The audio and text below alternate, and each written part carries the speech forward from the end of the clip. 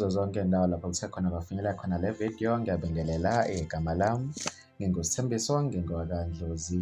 Engikuphathele zona ezemidlalo manje zimi kanje.